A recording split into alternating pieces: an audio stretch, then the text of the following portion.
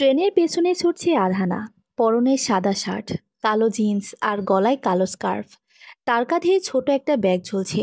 সে হাত এগিয়ে দিয়ে সজোরে চেঁচাচ্ছে আর বলছে, থামান থামান। ট্রেনের বগির দরজায় দাঁড়িয়ে সিগারেটে এক টান দিতেই সালমানের চোখ গেল প্ল্যাটফর্মের দিকে। সে ভ্রু কুঁচকে তাকিয়ে দেখল একটা মেয়ে ট্রেনের পেছনে ছুটছে। এদিকে দৌড়াতে দৌড়াতে কয়েক বগি পার করে আরহানা সালমানের বগির কাছাকাছি আসতেই চেঁচিয়ে বলল, ট্রেন থামান। সালমান বগির দরজায় হেলান দিয়ে চেঁচিয়ে বলল, এটা ট্রেন, বাস না যে বললেই থেমে যাবে। আচ্ছা, আমার হাতটা তো ধরুন, আমি ট্রেনে উঠব, আমার সিট। সালমান অবাক দৃষ্টিতে সেকেন্ড খানেক আরহানার দিকে তাকিয়ে থেকে হাত এগিয়ে দিল। এর কিছুক্ষণ পর আরহানা হাতটি ধরে ট্রেনে উঠে পড়ল। সালমান আরহানাকে ছেড়ে কিছুটা দূরত্ব বজায় রেখে দাঁড়ালো। আরহানা হাঁপাতে হাঁপাতে বলল, ধন্যবাদ। সালমান বুকে হাত গুজে বলল, আপনি পেছনের বগিগুলোতে না উঠে এটাতেই কেন উঠলেন? আরহানা ঝাঁঝালো কণ্ঠে বলল, কি অদ্ভুত, এ বগিতেই আমার সিট ছিল, আর আমি একটু নামলাম, অমনি ট্রেনটা ছেড়ে দিল। সালমান হেসে বলল, ট্রেন তো নির্দিষ্ট সময়ে ছাড়ে, আর যে কোনো একটা বগিতে উঠলেই হলো। এক বগি থেকে অন্য বগিতে যাওয়ার পথ তো আছেই। আরহানা হাঁ করে সালমানের দিকে কিছুক্ষণ তাকিয়ে থেকে বলল, সত্যি? কেন, প্রথম ট্রেনে চড়ছেন? হ্যাঁ। তাহলে তো প্রথম অভিজ্ঞতা পুরোই সিনেম্যাটিক হয়ে গেল। হয়তো এই ট্রেন ভ্রমণ আপনার সারা জীবন মনে থাকবে। আরহানা মুচকি এসে তার সিটে গিয়ে বসল। সালমানও তার নিজের সিটে বসল। আর ট্রেন ছুটে চলল আপন গন্তব্যে। প্রায় 5 ঘন্টা পর তারা তাদের নির্দিষ্ট গন্তব্যে পৌঁছালো। ট্রেন থেকে নেমেই সালমান ভিড়ের মধ্যে আরহানাকে খুঁজতে লাগলো। অজানা কারণেই তার আবার আরহানার সাথে কথা বলতে ইচ্ছে করছে। এদিকে আরহানার পিছন ফিরে তাকালো না। সে হুড়হুড়ি করে স্টেশন থেকে বেরিয়ে রাস্তায় এসে তার সামনে থাকা ব্যক্তিটিকে দেখে দৌড়ে গেল। তারপর তাকে ঝাপটে ধরল। আরহানা কিছুক্ষণ পর তাকে ছেড়ে দিয়ে বলল, তুই আমার সাথেই ঢাকায় আসতে পারতি। একা একা কেন এসেছিস? নিজের হবু বউকে একা ছাড়তে তোর লজ্জা করে না? বেয়াদব ছেলে, ফাজিল ছেলে। তীব্র হেসে বলল, আর নিজের হবু বরকে যে তুই করে ডাকছিস, সেটা কি বেয়াদবি না? হয়েছে, এখন চল।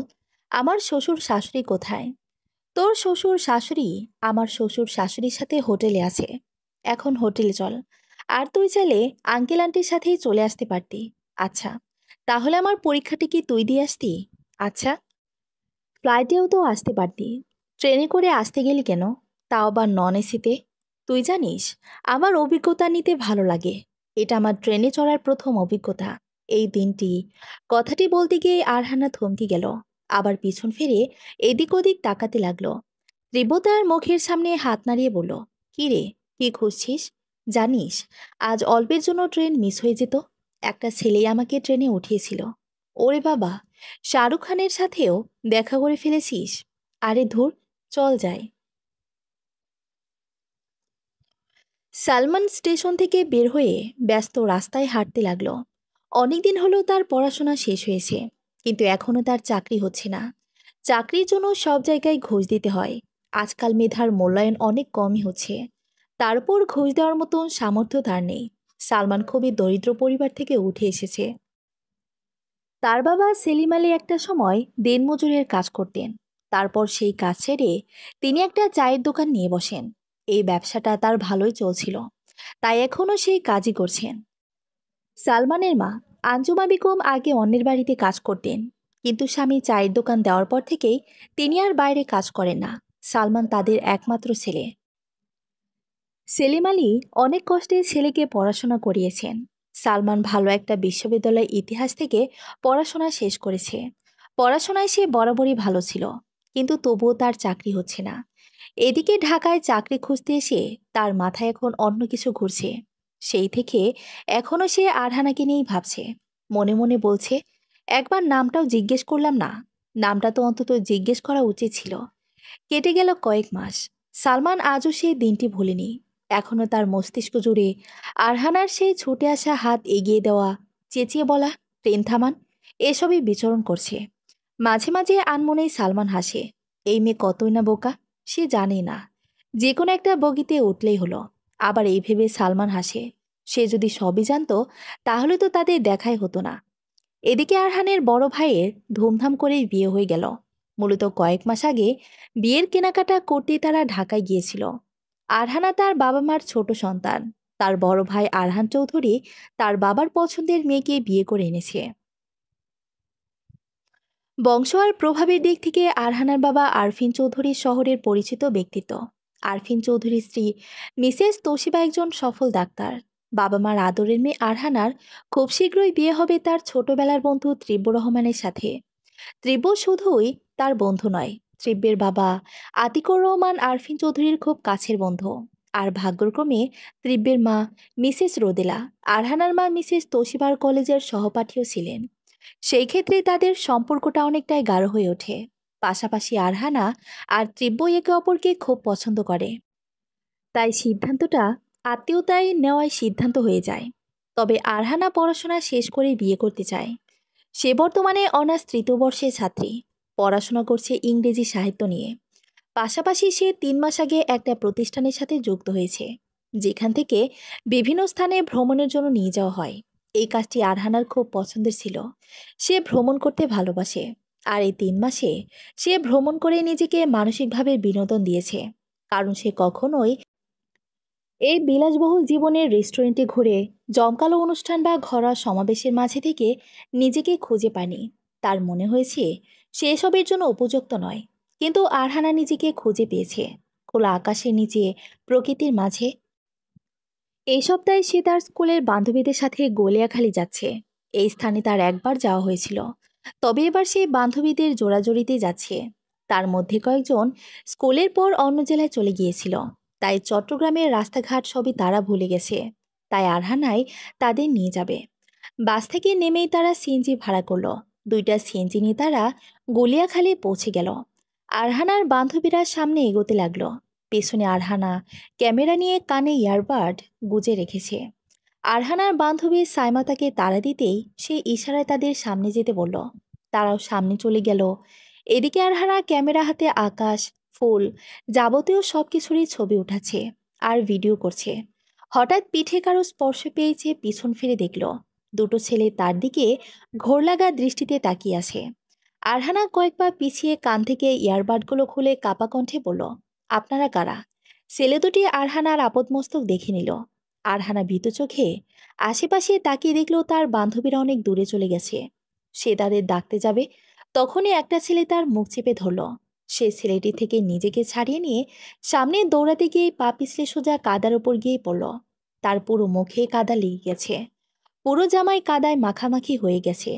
আরহানাকে এমন অবস্থা দেখে এবার ছেলে দুটি অট্ট হাসি দিয়ে তাকে স্পর্শ করতে যাবে। তার আগেই পেছন থেকে একটা ছেলে এসে তাদের ধাক্কা দিয়ে কাদায় ফেলে দিল। এরপর ছেলেটি আরহানার দিকে হাত এগিয়ে দিল। আরহানা ছেলেটির দিকে তাকিয়ে আছে। ছেলেটি তাড়া দিয়ে বলল, এভাবে কুম্ভকর্ণের মতো বসে না থেকে তাড়াতাড়ি উঠুন। আমি মারপিট করে নিজেকে আহত করতে চাই না।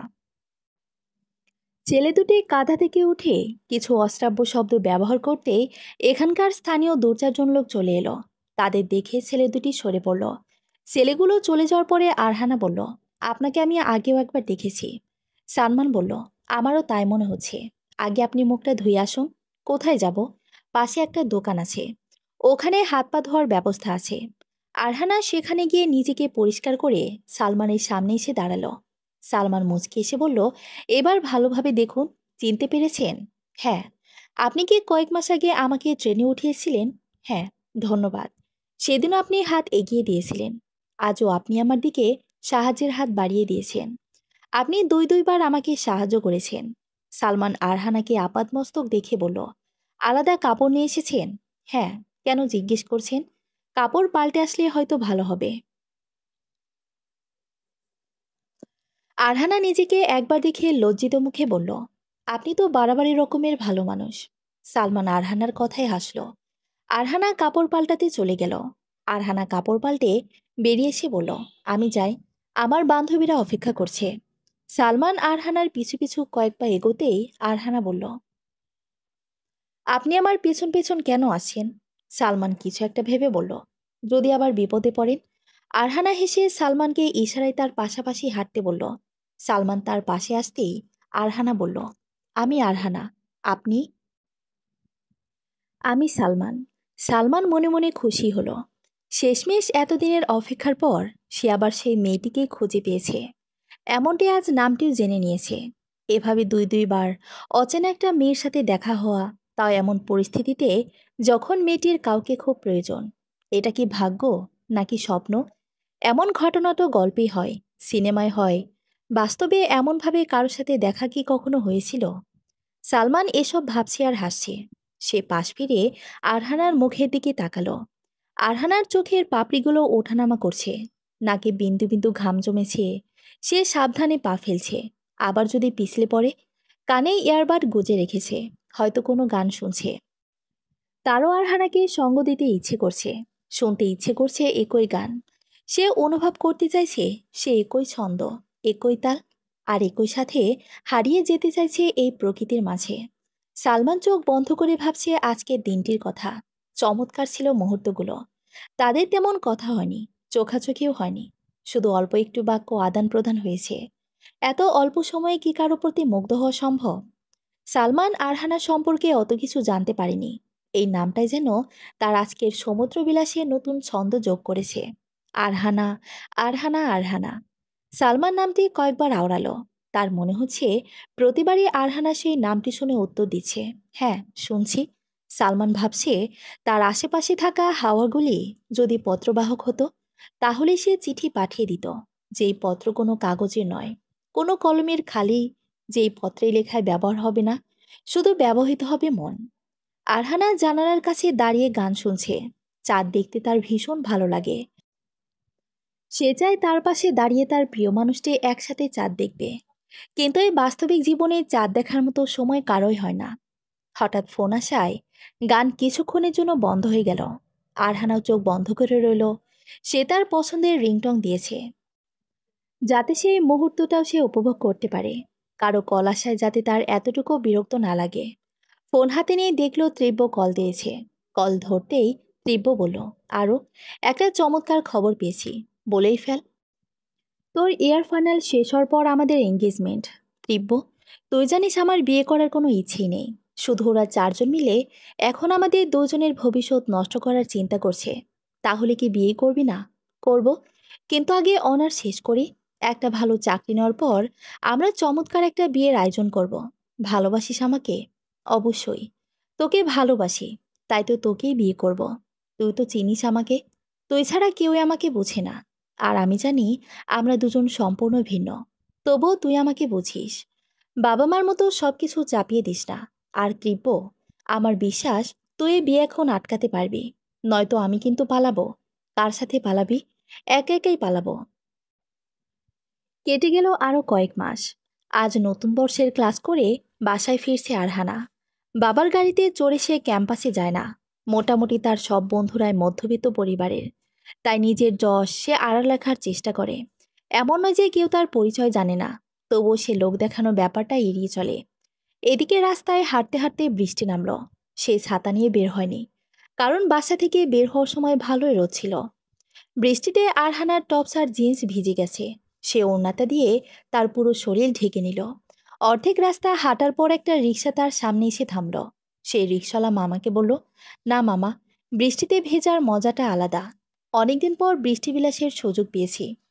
বয়স্ক হওয়ায় রিক্সাওয়ালা মামা চলে গেলেন।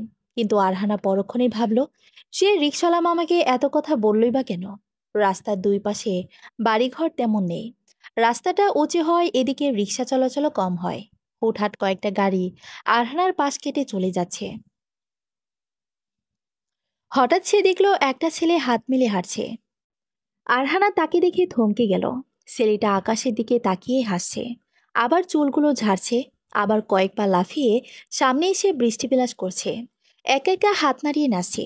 আরহানা মনে মনে হাসল, বিড়বিড় করে বলল, পাগল ছেলে, এই ছেলে নিশ্চিত আমাকে দেখলে লজ্জা পাবে। সালমান সামনে তাকাতেই আরহানাকে দেখে থমকে গেল। দূর থেকে এসে আরহানাকে দেখে চিনে ফেলেছে। এই প্রিয় মুখটাকেই তো সে এতদিন মনে বেঁধে রেখেছিল। সালমান পকেটে হাত গুজিয়ে সামনে এগোতে লাগলো। আরহানা মনে মনে বলল, এই ছেলে আমাকে দেখে লজ্জা না পেয়ে আমার দিকে কেন আসছে? এই ছেলে কি সত্যি পাগল নাকি? সালমান আরহানার সামনে এসে দাঁড়ালো। আরহানার হঠাৎ শরীরে কাঁটা দিয়ে উঠল। সে হাত উঠিয়ে দেখল তার লোম দাঁড়িয়ে গেছে। সে অন্য হাত দিয়ে হাতে মালিশ করতে লাগলো। সালমান তা দেখে বলল, আপনার ছাতা কোথায়? আরহানা কাপা কণ্ঠে বলল, আনতে ভুলে গেছি। সালমান হেসে বলল, আপনি এত পাগল কেন? আরহানা সালমানের কথা শুনে চমকে উঠল। রাগী কণ্ঠে বলল, কি বললেন আপনি? আমি পাগল? আমাকে দেখে আপনার পাগল মনে হচ্ছে? পাগল তো আপনি। রাস্তায় হাত দুই পাশে ছড়িয়ে নেচে নেচে বৃষ্টিতে ভিজছেন। লোকে দেখলে কি মনে করবে? এটা আমার বৃষ্টিবিলাসের বহিঃপ্রকাশ। মানুষের ভাবাভাবির জন্য আমি এত চমৎকার মুহূর্ত হারাতে চাই না। মানুষ কিছু সময়ের জন্য আমাকে পাগল বলতেই পারে, এরপর সব ভুলে যাবে। কিন্তু এই মুহূর্ত সারা জীবন আমার স্মৃতিতে গেঁথে থাকবে। আর আমি বুড়ো বয়সে এসব ভেবেই হাসব। আরহানা মুগ্ধ হয়ে সালমানের কথাই শুনছে। এই প্রথম সে তার মতো জীবনকে অনুভব করতে চায় এমন মানুষ পেয়েছে। সালমান আরহানার নাকের ডগায় জমে থাকা পানির বিন্দুগুলোর দিকে তাকিয়ে রইল, আর আরহানার দৃষ্টি সালমানের কপালে লেপ্টে থাকা ভেজা চুলের দিকে। সালমান আশেপাশে তাকিয়ে দেখল পাশের একটা দোকান। সালমান আরহানাকে ইশারায় বলল, দোকানের নিচে দাঁড়াতে। তারা দুজনই বৃষ্টি থেকে বাঁচতে দোকানের সামনে এসে দাঁড়ালো। দোকানদার তাদের দেখে বললেন, চা খাবেন মামা? সালমান আরহানাকে বলল, খাবেন এক কাপ? বৃষ্টির সাথে চা যোগ হলে পুরো দিনটা আরো চমৎকার লাগবে। আরহানা বলল, আমি চা খেয়েছিলাম, কিন্তু বাইরে কখনো খাইনি। তাহলে তো ভালোই সুযোগ হয়েছে। দোকানের চা খাওয়া তো আবার বৃষ্টির দিনে। ভালো একটা সময় যাচ্ছে আপনার। তবে আমার সাথে থাকলে সবার ভালো সুযোগই আসে। কথাটি বলেই সালমান হাসল। আরহানা হালকা এসে দোকানদারকে বলল, চাচা, 2 কাপ চা দেন। আরহানার সামনে তাকালো। দোকানের সামনে বসার স্থানটিতে টিনের চাল নেই। মোটা প্লাস্টিক দিয়েই ওপরের অংশ ঢেকে রাখা হয়েছে। সেই প্লাস্টিকের ওপর বৃষ্টির ফোঁটা পড়ছে, যার ফলে চমৎকার শব্দ তৈরি হচ্ছে। আরহানা সেই শব্দ মুগ্ধ হয়ে শুনছে। বৃষ্টির শব্দেও আকর্ষণ আছে, তা আছে বুঝেছে। 2 কাপ চা নিয়ে তারা বেঞ্চে বসলো। দুজনই মুখোমুখি। কেউ কোনো কথা বলছে না, শুধু একই সাথে বৃষ্টি দেখছে। এখন আরহানার প্রিয় স্থান সেই চায়ের দোকান। বৃষ্টি হোক বা না হোক, আরহানা এখানে আসবে। আর সালমানও সেই একই জায়গায় আসবে। সেদিন তারা কেউ কাউকে বলেনি যে তাদের রোজ দেখা হওয়ার স্থান এই চায়ের দোকানটাই হবে। কিন্তু তারা হয়তো মনে মনে বুঝে ফেলেছে। তাই প্রতিদিন কাজের ফাঁকে, ভার্সিটির ক্লাস করে বা বাসায় কোনো কাজ না থাকলেও এখানে চলে আসে। সালমানের সাথে আরহানার তেমন কোনো কথাই হয় না, শুধু কেমন আছো, ভালো আছি, এতটুকুই তাদের কথোপকথন। তবে তারা নিজেরাও জানে না এই এতটুকু কথোপকথনে তারা নিজেদের কতটা পরিচিত হয়ে গেছে। তাদের এই নিয়ে কোনো খেয়াল না থাকলেও দোকানদার তাদের ঠিকই চিনে ফেলেছেন। তিনি জানেন আজ আরহানা এসেছে, তার মানে একটু পর সালমান আসবে। আর সালমান এসেছে। এখন আরহানা আসবে তো এটা তো অসম্ভব। সালমান চায়ের কাপে চুমুক দিতে দিতে বলল, আরহানা, একটা আবদার রাখবেন?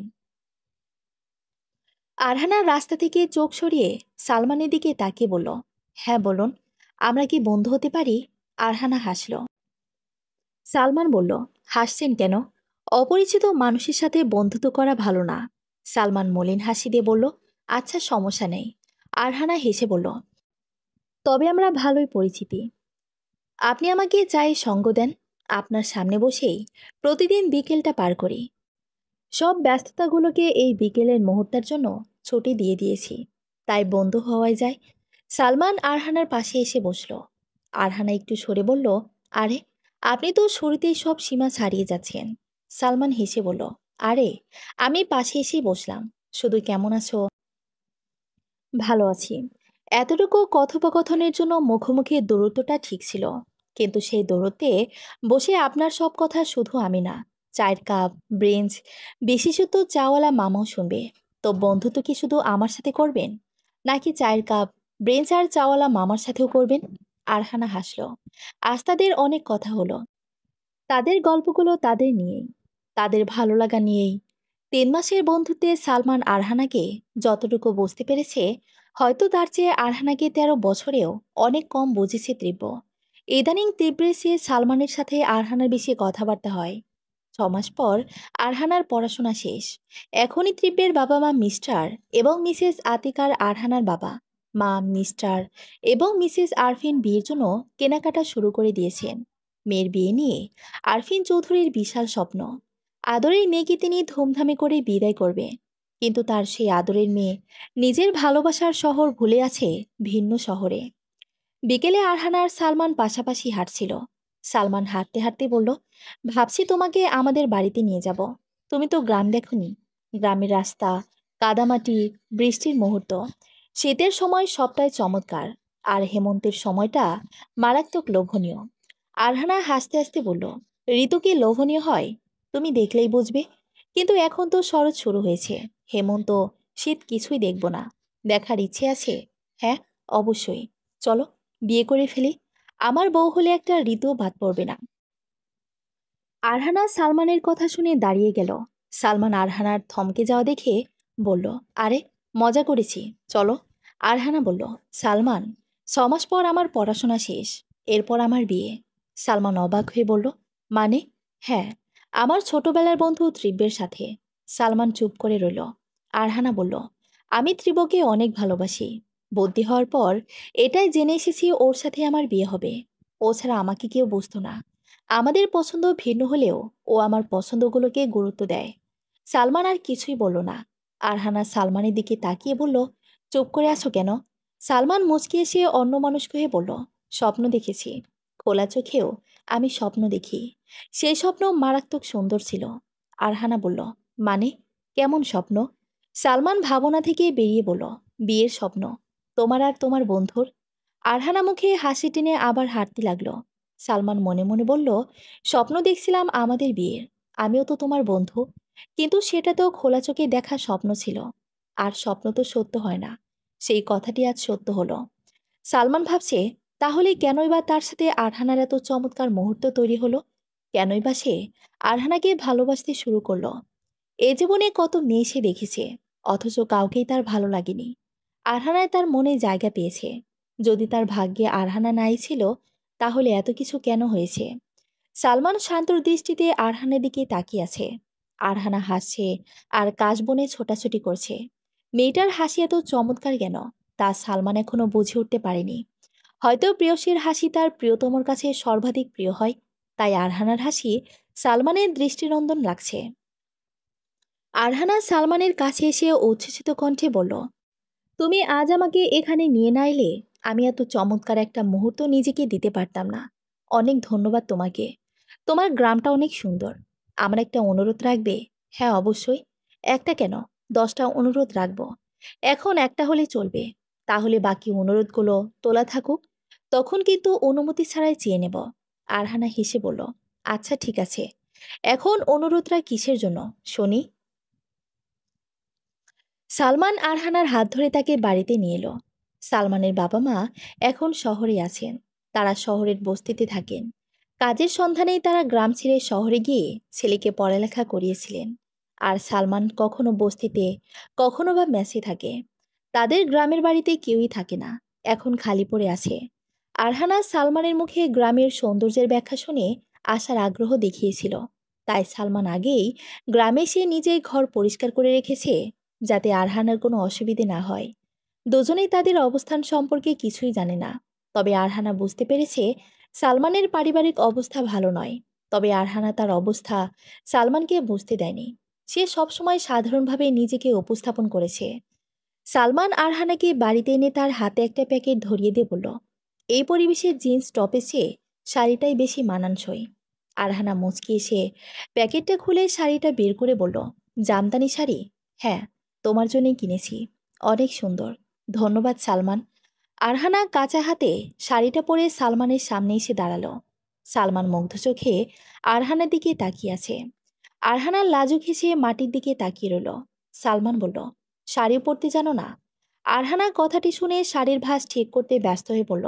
সালমান তার সামনে এসেই হাঁটু গেড়ে বসল। তারপর তার শাড়ির কুচি ঠিক করে দিতে দিতে বলল, মাঝে মাঝে অগত্যা সুন্দর মুহূর্ত সৃষ্টি করে দেয়। আরহানা ভ্রুকুচকে বলল, মানে? কিছু না। এরপর সালমান আরহানাকে আবার কাশবনে নিয়ে গেল। আরহানা বলল, আমরা এখানে আবার কেন এসেছি? চলো অন্য কোথাও যাই।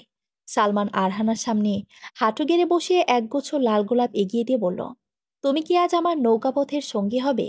তুমি কি এখন আমার হাত ধরে শরতের শুভ্র হাওয়া অনুভব করে এই কাশবনের শেষ সীমানায় যাবে? তুমি কি আজ দুপুরে বটবৃক্ষের নিচে বসে আমার সাথে কলাপাতায় থালায় ভোজন করবে? তুমি কি আজ আমার সাথে ঘাসের ওপর শুয়ে বিকেলে স্নিগ্ধ হাওয়া উপভোগ করবে? সন্ধ্যায় নদী পাড়ে গিয়ে একসাথে সূর্যাস্ত দেখবে? বলো, আজ কি রাতে আমার সাথে বাড়ির উঠানে বসে চন্দ্রবিলাস করবে? আজ রাতে হারিকেনের আলোয় একসাথে বসে গল্প করে রাতের খাবার খাবে? বলো, আমার আবদারগুলো কি রাখবে?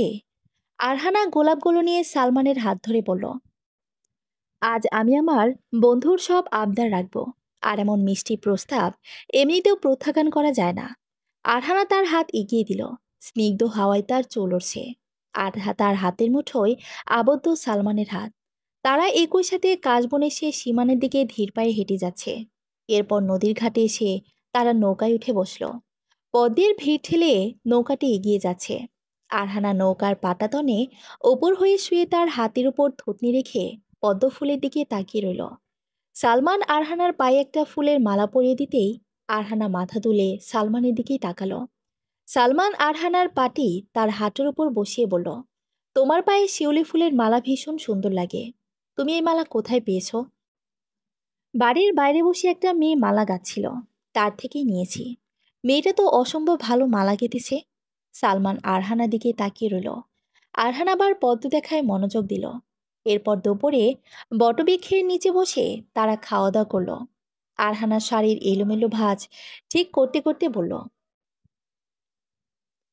এই মুহূর্তগুলো হেমন্তে কেমন লাগবে? সবকিছুই আগের মতো, তবে মাঠের উৎসবটা চোখে পড়ার মতো।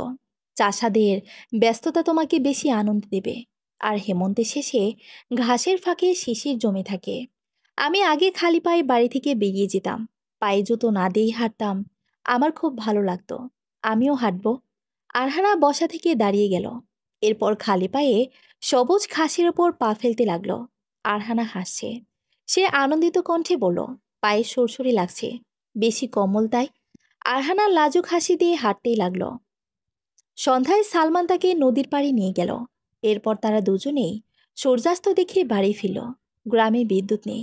সবাই হারিকেন বা কেরোসিনের প্রদীপ জ্বালিয়ে রাখে। সালমান স্টিলের সিন্দুক থেকে পলিথিনে মোড়ানো হারিকেনটা বের করে তাতে আলো জ্বালালো। তারপর সে আলোতে ঘরটা আলোকিত হয়ে গেল। আরহানা একপাশে দাঁড়িয়ে শাড়ি খুলছে। সালমান এগিয়ে এসে বলল, তুমি জিন্সের ওপরে শাড়ি পেঁচিয়েছ? আরহানা সালমানের দিকে এক নজর তাকিয়ে শাড়িটা দলা পাকিয়ে সালমানের দিকে ছড়িয়ে দিয়ে বলল, আলো জ্বালিয়ে এদিকে ধরেছ কেন? দেখছো না জামা পাল্টাচ্ছি? সালমান হেসে বলল, জামার উপরে তো শাড়িটা পরেছ। এখানে এত লুকোচুরির কিছুই নেই। জামাটা পরেই তো এখানে এসেছিলে। আরহানা শাড়িটা মাটি থেকে তুলে বলল, ধরো ওই পাশ, ভাঁজ করে রেখে দে। সালমান শাড়িটা উঠিয়ে একপাশে ধরল। আরহানা বলল, সোজা করে ধরো। সালমান শাড়ির আরেক পার ধরল। আরহানা বলল, টেনে ধরো। ঢিলে করে ধরেছ কেন? সালমান টেনে ধরল। আরহানা অন্য পাশে গিয়ে শাড়িটা টান টান করতে গিয়েই সালমানের হাত ফসকে শাড়িটা নিচে পড়ে গেল। আরহানা বিরক্ত হয়ে বলল, শাড়িও ধরতে পারো না? সালমান এবার বকুনি খেয়ে ঠিকভাবে শাড়িটা ধরল। এরপর তারা রাতে খাওয়া দাওয়া করে আলাদা ঘরে ঘুমিয়ে পড়ল। পরের দিন আরহানা সালমানের সাথে শহরে চলে এলো। বাস থেকে নেমেই আরহানা আরেকটা গাড়িতে উঠতে গিয়েই থেমে গেল। পেছন ফিরে এসে সালমানের হাত ধরে বলল, গতকালটি আমার জীবনের সবচেয়ে সুন্দর একটা সময় ছিল।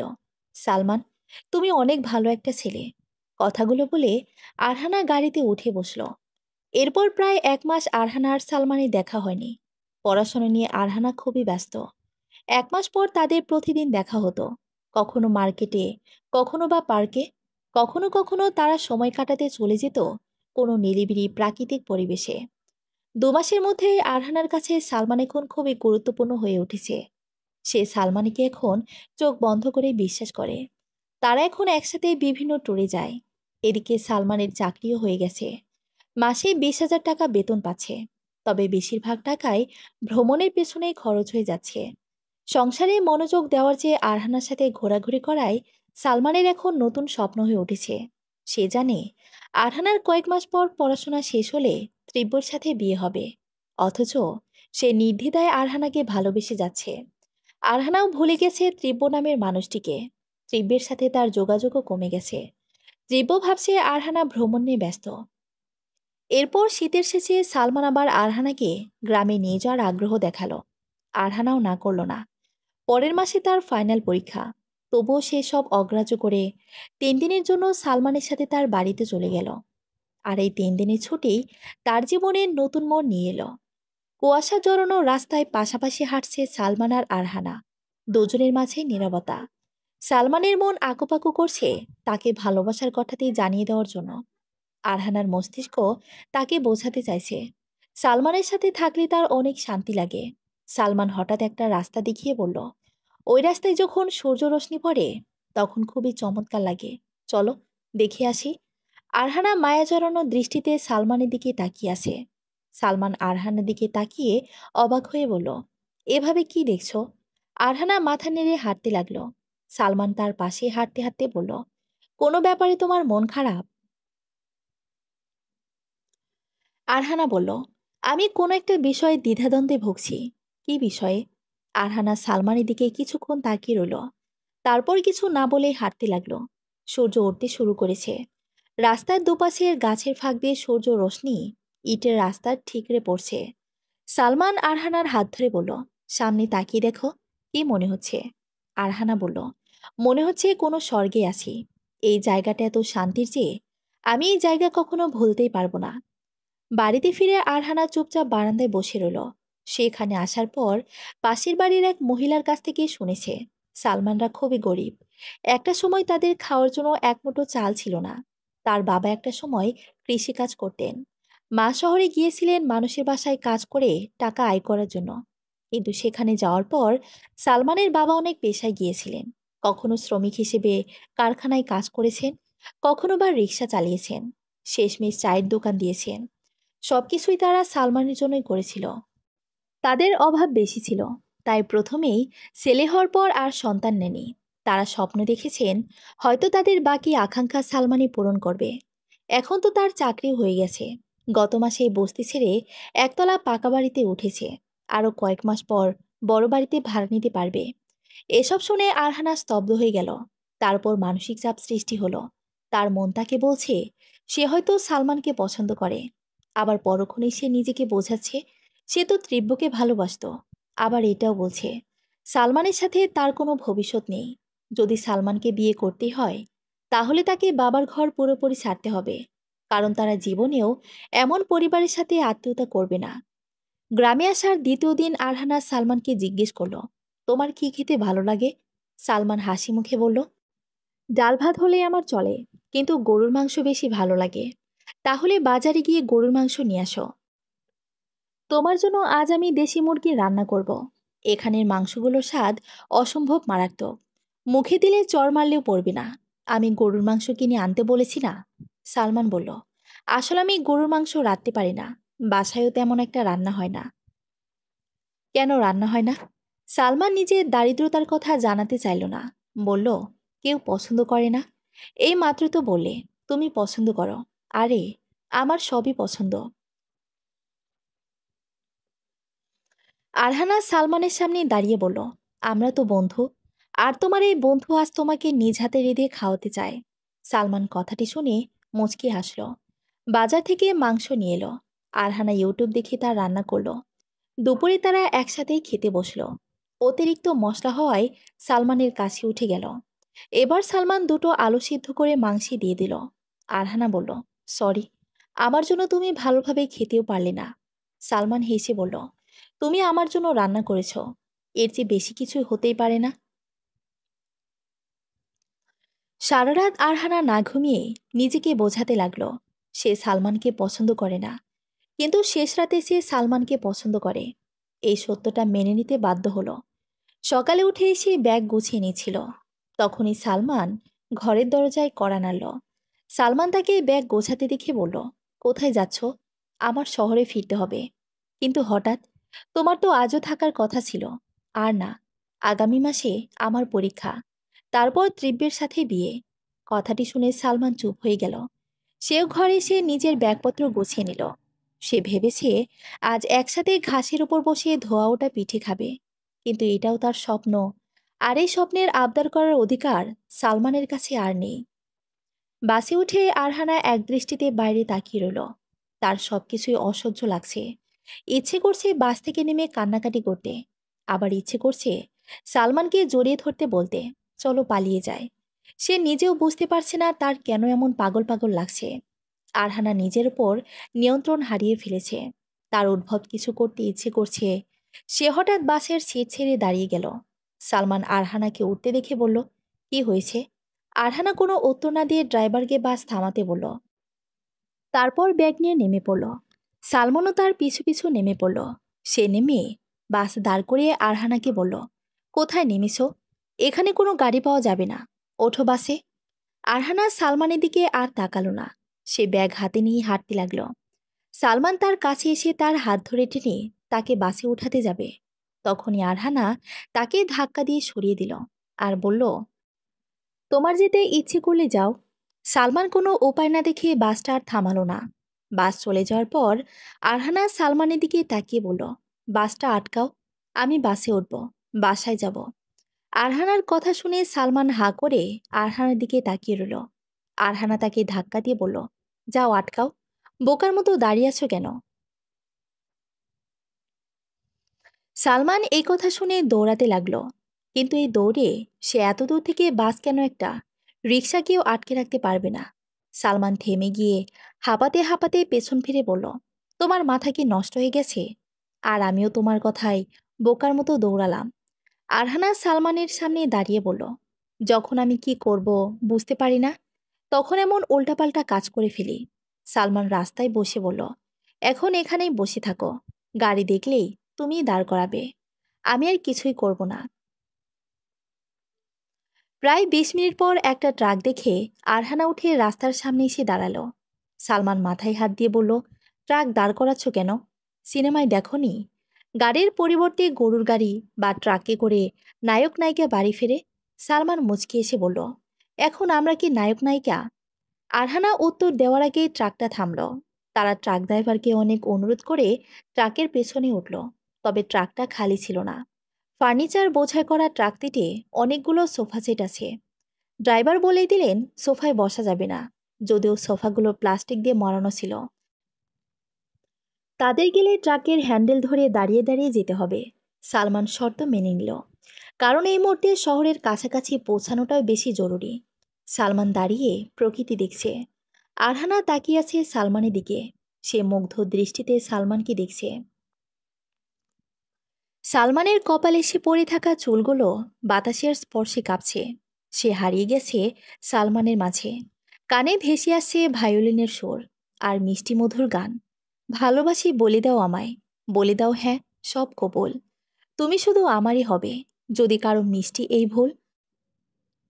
হাতে হাত রাখতে পারো, সন্ধি আঙ্গুলে আঙ্গুল। ভালোবাসা বাড়াতে আরও হৃদয় ভীষণ ব্যাকুল। প্রেমে পড়লেই মন আপনা আপনি সুর বাঁধতে শুরু করে। কিন্তু এই সুর তো শুধু অনুভব করা যায়, শোনা যায় না। কিন্তু আরহানা তো শুনতে পাচ্ছে। সে আশেপাশে তাকিয়ে দেখল সালমান ফোনে গানটা বাজিয়ে দিয়েছে। কি অদ্ভুত ছেলে, এমন গান কেউ বাজায়? এখন তো তার ভালো লাগাটা গানের মতোই তাল পেয়ে লাফাচ্ছে। আরহানা মুখে হাত দিয়ে দাঁড়িয়ে রইল। সালমান ভাবল হয়তো বাতাসের বেগ বেশি, তাই সে হাত দিয়ে মুখ ঢেকে রেখেছে। সে আরহানাকে নিজের দিকে ঘুরিয়ে হাত সরিয়ে দিতেই ট্রাকটি ব্রেক কষল। আর তারা দুজনেই সোফায় বসে পড়ল। ট্রাক ড্রাইভার বোঝার আগে সালমান উঠতে যাবে, তখনই আরহানার দিকে চোখ পড়ল। আরহানা চোখ বন্ধ করে সালমানের শার্ট খামচে ধরে রেখেছে। সালমান তার চোখে ফু দিতেই আরহানা উঠে দাঁড়ালো। সালমান হাসতে হাসতে বলল, কি ভেবেছিলে রাস্তায় এসে পড়েছ? খোলা ছাদে কখনো গাড়িতে চড়িনি, স্বাভাবিক ভয় তো লাগবেই। আর এই ড্রাইভারটা এত স্পিডে ট্রাক চালাচ্ছে, মনে হচ্ছে সে আজ আমাদের পুরো বাংলাদেশ ঘুরিয়ে আনবে। গাড়ি শহরের কাছাকাছি আসতেই তারা নেমে পড়ল। আরহানা যাওয়ার আগে সালমানের দিকে তাকালো। সালমান হাত উঠিয়ে বিদায় দিল। আরহানা গাড়িতে উঠে বসল। গাড়ি সালমানকে পাশ কাটিয়ে চলে গেল। কিছুক্ষণ পর বৃষ্টি নামল। গড়ে গড়ে বৃষ্টিতেও পথচারীদের তাড়াহুড়ো কমছে না। শীতের সময়ে বৃষ্টি মানেই ভীতি। হয়তো ঠান্ডা লাগার ভয়ে রাস্তায় দাঁড়িয়ে থাকা মানুষগুলো হুড়হুড়ি করে বাসায় ফেরার জন্য পথ খুঁজছে। কিন্তু সালমানের কোনো ভয় নেই। শীত, গ্রীষ্ম, বর্ষা সব ঋতুতে সে বৃষ্টিতে ভিজেছে। তাকে কোনো রোগী ধরে না। সে এবার আকাশের দিকে তাকিয়ে বলল, আরহানা, আজ যদি আমার শহরে তুমি থাকতে, তাহলে এই বৃষ্টির ফোঁটা আমার ভারী মনে হতো না। আজ এই ফোঁটাগুলো আমি মেনে নিতে পারছি না। মনে হচ্ছে ভীষণ ভারী, একদম তোমাকে হারিয়ে ফেলার মতো। 2 মাস পর আরহানার পরীক্ষা শেষ হলো। এখন ত্রিব্যের সাথে বিয়ের তোড়জোড় চলছে। ত্রিব্য আর আরহানাদের আত্মীয়স্বজনদের জানানো শেষ। বিয়ের আগে দুজনেই নিজেদের বন্ধুদের নিয়ে একটা অনুষ্ঠান করলো। সেখানে আরহানা সালমানকে দাওয়াত করলো, কিন্তু সালমান অনুষ্ঠানে যায়নি। আগামীকাল তাদের ঘটা করে এঙ্গেজমেন্ট হবে। সেই অনুষ্ঠানেও সালমানকে দাওয়াত করা হলো। সেই ক্লাবের নাম শুনেই বুঝে গেছে আরহানাকে পাওয়ার স্বপ্ন দেখা স্বপ্নের মধ্যেই স্বপ্ন। আজ আরহানার গায়ে হলুদ, আগামীকাল আকদ। তাই 2 দিন পর তাদের পারিবারিক নিয়ম অনুসারে ভোজ আয়োজন হবে। আরহানাদের পরিবারে এটাই সবচেয়ে আকর্ষণীয় অনুষ্ঠান। তারা পছন্দনীয় একটা স্থান নির্বাচন করে। তারপর 2 পক্ষই সেই স্থানে গিয়ে আনন্দ করবে। নিজেরাই রান্না করবে, খাওয়া দাওয়া করবে, গান বাজনা বা বিভিন্ন খেলায় মেতে থাকবে। আর সবচেয়ে গুরুত্বপূর্ণ অংশ, বরকনের ফটোশ্যুট। তবে অনুষ্ঠানের সম্পূর্ণ খরচ 2 পক্ষ একসাথেই দেয়। তারা মনে করে এই আয়োজনে তারা একে অপরের সাথে আনন্দ ঘন মুহূর্তে একত্রিত হয়ে আরও ঘনিষ্ঠ হতে পারবে। ত্রিপুয়ার আর আরহানাদের সেই ভোজ উৎসবের জন্য বান্দরবানকেই নির্বাচন করা হলো। রাতে হলুদের গোসল ছেড়ে আরহানা ঘরে এসে সালমানকে ফোন করলো। কল ধরে ওপাশ থেকে সালমান বলল, কেমন আছো? আরহানা জিজ্ঞেস করলো, আমার এঙ্গেজমেন্টে আসনি কেন? সালমান চুপ করে রইল। আরহানা কোনো কিছু না ভেবে বলল, তুমি কি আমাকে ভালোবাসো? সালমান মলিন মুখে বলল, যদি বলি হ্যাঁ, তাহলে কি করবে? আরহানা ফোন কেটে দিল। সে সাথে সাথে ত্রিব্যকে ফোন করলো। ত্রিব্য কল ধরতে আরহানা বলল, আমার তোর সাথে কিছু গুরুত্বপূর্ণ কথা আছে। ত্রিব্য বলল, এখন? এত রাতে? হ্যাঁ, বাসার বাইরে এসে কল দিস। এদিকে সালমান ভাবছে, আরহানা কি রাগ করে কল কেটে দিয়েছে? আমার কি ওভাবে বলা উচিত হয়েছিল? থাক, রাগ করলেও বা কি? আমার তো কখনো ওর সাথে দেখাই হবে না, কথাও হবে না। কাল আইন আর ধর্মীয়ভাবে আরহানা ত্রিব্যের হয়ে যাবে। অন্যদিকে ত্রিব্য এসে কল দিতে আরহানা নিচে নেমে বলল, কাল আমাদের আগত। ত্রিব্য ভ্রুকুচকে বলল, হ্যাঁ, এটা বলার জন্য তুই আমাকে ডেকেছিস? ত্রিব্য, এ বিয়েটা ভুল হচ্ছে। আমি অন্য কাউকে পছন্দ করি। ত্রিব্য আরহানার কথা শুনে স্তব্ধ হয়ে গেল। আরহানা আবার বলল, আমি তোকেও ভালোবাসি, কিন্তু তোর সাথে আমি সেই মানসিক শান্তি পাইনি, যেই শান্তি সালমানের সাথে পেয়েছি। তুই আমাকে হাসাতে পেরেছিস, কষ্টে আমাকে সান্ত্বনা দিয়েছিস, কিন্তু ও আমার আত্মাকে হাসিয়েছে আর আমাকে শান্ত করে তুলেছে। ওর সাথে থাকলে তো কোনো কষ্টই আমাকে স্পর্শ করে না। ত্রিব্য আরহানাকে থামিয়ে বলল, তামাশা করছিস? আমি তোর কোনো কথাই বিশ্বাস করিনি। বিয়েটা ভেঙে দে ত্রিব্য। ত্রিব্য গম্ভীর মুখে বলল, এখন আর কিছুই সম্ভব না। আরহানা কাঁদো কাঁদো কণ্ঠে বলল, প্লিজ ত্রিব্য, আমাকে বাঁচা। আমি তোকে ভালোবাসি আরও। এমন করিস না। আমি তোকে সব শান্তি দেব। তুই যা বলবি তাই হবে। আমি পারবো না। প্লিজ ত্রিব্য। ত্রিব্য কোনো কথা না বলে গাড়ি নিয়ে চলে গেল। মধ্য রাস্তায় গাড়ি থামিয়ে সে আবার আরহানাকে ফোন দিয়ে জিজ্ঞেস করলো, এতক্ষণ কি আমার সাথে মস্করা করছিলি? আরহানা ধরা কণ্ঠে বলল, ত্রিব্য, আমি সিরিয়াস। ত্রিব্য ফোন কেটে গাড়ি থেমে নেমে চুপ করে রাস্তায় বসে পড়ল। তার পুরো পৃথিবীটাই এখন এলোমেলো লাগছে। পরের দিন আরহানা বাসা থেকে বেরিয়ে সালমানের একতলা পাকা বাড়িতে চলে এলো। সালমান আরহানাকে দেখে খুব অবাক হলো। আরহানা বলল, একটা কথা বলতে এসেছি। সালমান বলল, আজ তোমার আকদ। ফোনে বললেই পারতে। না, সামনাসামনি বলা জরুরি। বলো, আমি তোমাকে ভালোবাসি সালমান। সালমানের চোখ দুটি আনন্দে চিকচিক করে উঠল। সে সাথে সাথেই আরহানার হাত ধরে বলল, আমিও ভালোবাসি, কিন্তু আজ তোমার আকদ। আমি ত্রিব্যকে বলেছি, ও হয়তো বাসার সবাইকে বুঝিয়ে দেবে। হঠাৎ পেছন থেকে ত্রিব্য বলে উঠল, এবার আমি বাসায় কাউকে কিছু বলবো না। আরহানা পিছন ফিরে ত্রিব্যকে দেখে থমকে গেল। ত্রিব্য সালমানের সামনে এসে বলল, আমাদের আজকে আকদ। আপনি ওকে বোঝান, যাতে এই মুহূর্তে এসে আমাদের পরিবারের সম্মান নষ্ট না করে। সালমান আরহানার হাত ধরে বলল, বাসায় যাও আরহানা। আরহানা অবাক হয়ে বলল, কিন্তু প্লিজ। না, আমি তোমাকে ভালোবাসি, তোমাকেই বিয়ে করব। ত্রিব্য আরহানার হাত ধরে বলল, তুই কি পাগল হয়ে গেছিস আরু? কি যাতা বলছিস? ত্রিব্যের মুখের অসহায় ভাব দেখে আরহানার কথা আটকে গেল। সে আর কিছুই বলতে পারল না। তীব্র তাকে টেনে গাড়িতে ওঠালো। সন্ধ্যায় বাড়ির পাশের মসজিদে আকদ সম্পূর্ণ হবে। আরহানা বসে যে বসে আছে, কাজী সাহেব এসে এখনই হয়তো তার কবুল নেবে। তখনই আরহানার ফোন বেজে উঠল। দেখল সালমান কল করেছে। সাথে সাথে সে কলটা রিসিভ করলো। ওপাশ থেকে সালমান বলল, আমার শহরে তুমি না এলে সেই শহরে অন্ধকার কখনোই কাটবে না। আমি সেখানে আছি যেখানে আমাদের প্রথম দেখা হয়েছিল। আমি তোমার অপেক্ষায় আছি। আরহানা মুচকি এসে বলল, আমি আসছি তোমার শহর রাঙাতে। আমরা দুজন মিলে নতুন স্বপ্ন দেখব, যে স্বপ্নে কোনো অপূর্ণতা থাকবে না। আরহানা সুযোগ বুঝে ব্যাগপত্র গুছিয়ে বাসা থেকে পালিয়ে সে স্টেশনে চলে এলো। সে এদিক ওদিক তাকাচ্ছে। ট্রেনে হুইসেল পড়েছে। এখনই ট্রেন চলতে শুরু করবে। সালমান বগির দরজায় এসে বাইরে তাকিয়ে দেখল আরহানা ব্যাগ নিয়ে লাল শাড়ি পরে দাঁড়িয়ে আছে। সে হাত এগিয়ে দিতেই আরহানা দৌড়ে এসে তার হাত ধরে ট্রেনে উঠে পড়ল। সবাই তাদের দিকে অবাক দৃষ্টিতে তাকিয়ে আছে। হয়তো ভাবছে কোনো সিনেমার শুটিং চলছে। বাস্তবে এভাবে কি কেউ পালিয়ে আসে? সালমানকে না পেয়ে তার বাবাকে গ্রেফতার করালেন আরহানার বাবা। সালমানের মা স্বামীর জন্য ছোটাছুটি করছেন। আরহানার মা মেয়ের জন্য কান্নাকাটি করছেন। আর তার বাবা থানায় থানায় ছুটছেন মেয়েকে ফিরিয়ে আনার জন্য।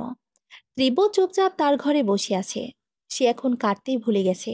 তার সবচেয়ে প্রিয় মানুষটি এভাবে তাকে ছেড়ে চলে যাবে, এটা সে মানতেই পারছে না। কিন্তু এতগুলো মানুষকে কষ্ট দিয়ে স্বার্থপরের মতো একে অন্যের ভালোবাসায় ডুবে আছে আরহান আর সালমান।